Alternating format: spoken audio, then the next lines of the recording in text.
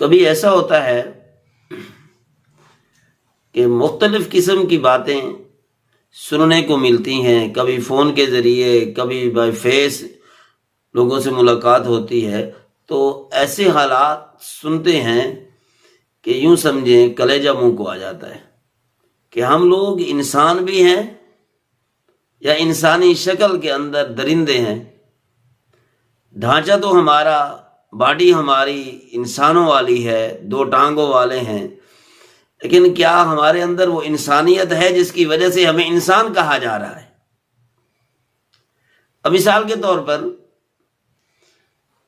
2-4 دن پہلے کی بات ہے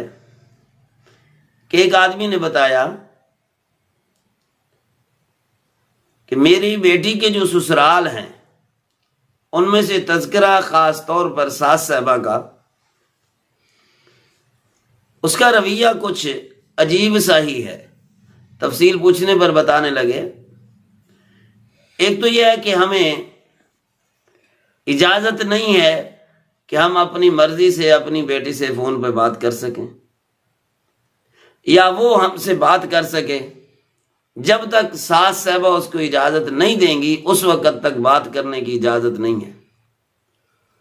اور اگر اس نے بات کرنی بھی ہے تو ساس صاحبہ سپیکر آن کر کے موبائل کی آواز اونچی کر کے تاکہ سب کو سنائی دے کہ اس کا والد کیا کہہ رہا ہے اور یہ کیا جواب دے رہی ہے، اس کے بہن بھائی کیا باتیں کر رہے ہیں، یہ کیا جواب دے رہی ہے۔ اور ایسے ہی اس کو اپنے والدین سے یا والدین کے بہن بھائیوں سے، پھوپھیوں سے، خالوں سے آزادانہ ملنے کی اجازت نہ دینا، کسی کے گھر نہ جا سکنا کہ بھئی ہمارے ہاں یہ رواج نہیں ہے، اور اس سے بڑھ کر یہ کہ ہمارے ہاں بیویوں کو کوئی حیثیت نہیں دی جاتی۔ بیویاں جو ہوتی ہیں بس وہ ملازم کی طرح ہوتی ہیں، برتن دھونا، جھاڑو دینا ان کا کام ہوتا ہے، کوئی عزت والا کام ان کو شروع میں نہ دینا، یہ ہمارے ہاں رواج ہے۔ اور جوتے کے نوک پہ رکھنا اس کی ہر بات کو غلط ثابت کرنے کا یہ رواج ہے۔ تو ان چیزوں سے یہ سمجھ آتا ہے کہ ہم لوگ کوئی زمین پہ بسنے والے کوئی انسان نہیں ہے، بلکہ جنگل میں رہنے والے 2 ٹانگوں والے درندے ہیں۔ ہمارے دل میں انسانوں والا دل نہیں ہے کہ جن کی وجہ سے ہمیں اشرف المخلوقات کا لقب ملا تھا۔ پہلے تو ہم گلا کرتے تھے، اور ہے بھی صحیح کچھ نہ کچھ، یا کہیں بہت کچھ ہے کہ نئی دلہنوں کی طرف سے گلے شکوے، گھر کا ماحول نہ بنانا، یا اپنے گھر والے کو اہمیت نہ دینا، یا اوور کانفیڈنس ہو جانا، یہ ساری چیزیں ہوتی ہیں۔ لیکن یہ جب رویہ سنا، یہ جب ماحول سنا کہ ساس صاحباؤں کی طرف سے بھی یہ حالات ہیں کہ غصہ بیٹے کا ہوگا نکلے گا بہو پر، گلا بیٹے کا ہوگا نکلے گا بہو پر، اور اس کو بے حیثیت کر کے رکھنا،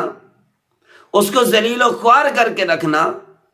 اور اپنے آپ کو وراء الورا کوئی مخلوق ایسی سمجھنا جس سے گناہ صادر ہو ہی نہیں سکتا، یہ چیزیں غالباً ہمیں کم از کم انسان کہنے کا حق نہیں دیتی۔ ہم کتنے انسان ہیں، کتنے درندے ہیں۔ اخلاقیات کا جنازہ نکل چکا ہے۔ ہم ایک دوسرے کے ساتھ جو رویہ رکھتے ہیں معاندانہ اور دشمن والا رویہ رکھتے ہیں۔ گھر کے اندر ایک بیٹی کو لے کر آئے ہیں، کسی کی بیٹی ہے، کسی کے پیٹ میں وہ رہی ہے، پیدا ہوئی ہے، کسی کے گھر میں اس نے کھانا کھایا ہے، وہ پلی بڑی ہے، اس کے بعد ہم اس کو لے کر آئے ہیں، اس سے جنگلی جانور جیسا سلوک کرنا، اس کو آزادانہ سانس نہ لینے دینا، اس کو گھر کے اندر رہتے ہوئے بھی اس کو یہ محسوس ہو کہ میں کسی پنجرے کے اندر بند ہوں، اپنے میکے بھی جائے تب بھی کسی سے نہ مل سکے، تو یہ چیزیں کسی انسان کے انسان ہونے کی گواہی نہیں دیتی۔ ان چیزوں سے ہمیں دوری ضروری ہے۔ اگر یہی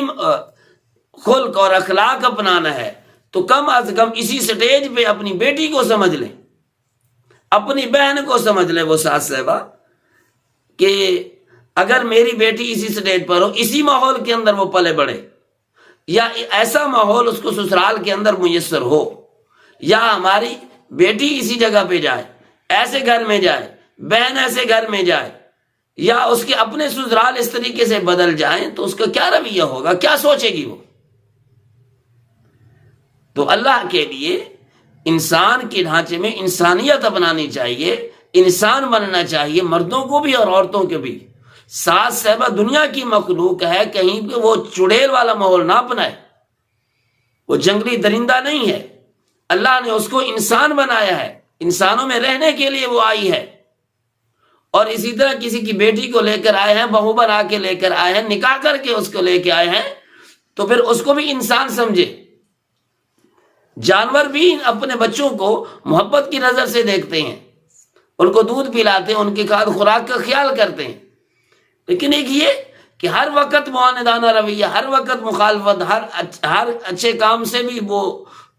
برائی کا وہ شکوہ نکال لینا، یہ چیزیں ہمیں زیب نہیں دیتی۔ کم از کم ان سے چھٹکارا فوری طور پر ضروری ہے۔ ایسا نہ ہو کہ مکافات عمل کی لاٹھی اللہ کی حرکت میں پھر ہم انہی بیماریوں کے اندر پھنسے جائیں جہاں پر دوسروں کو مبتلا کر رہے ہیں، تو پھر پشیمان ہوں گے اور پچھتائیں گے، لیکن اس وقت شاید وقت گزر چکا ہوگا سنبھلنے کا۔